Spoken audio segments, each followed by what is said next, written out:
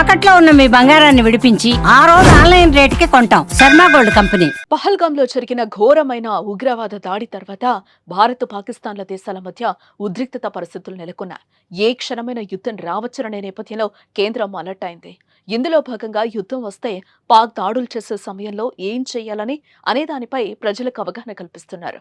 ఇందులో భాగంగానే రేపు దేశవ్యాప్తంగా మాక్ డ్రిల్లు నిర్వహించారని హోం వ్యవహారాల మంత్రిత్వ శాఖ అన్ని రాష్ట్రాలను ఆదేశాలు జారీ చేసింది. ఇందులో భాగంగా యుద్ధం వస్తే హై రిస్క్ లో ఉన్న హైదరాబాద్, విశాఖలో ప్రత్యేకంగా మాక్ డ్రిల్ నిర్వహించారని కేంద్ర హోంశాఖ ఆదేశించింది.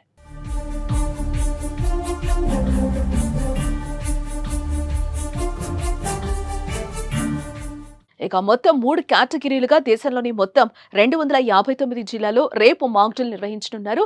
కేటగిరీ 1లో దేశ రాజధాని ఢిల్లీ, తారాపూర్ అణు కేంద్రం ఉన్నాయి. కేటగిరీ 2లో విశాఖపట్నం, హైదరాబాద్లున్నాయి.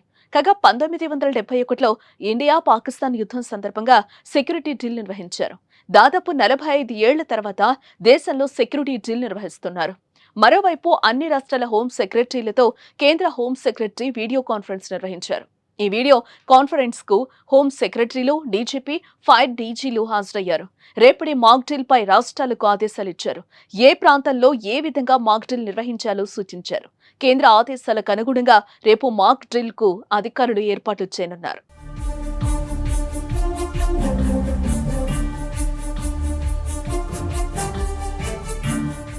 మరోపక్క వైమానిక దాడులపై అవగాహన కోసం మాక్ డ్రిల్స్ నిర్వహించాలని హోంశాఖను సూచించింది.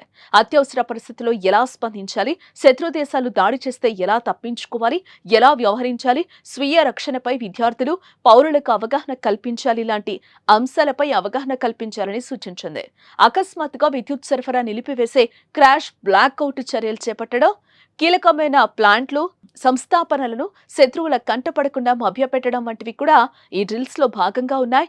పౌర రక్షణ ప్రణాళికలు, తరలింపు ప్రణాళికలను ఆచరణలో పెట్టి పరీక్షించటం, బంకర్లు, కందకాలను శుభ్రపరచడం కూడా ఈ ప్రక్రియలో ఓ భాగమేనని అధికారులు వెల్లడించారు.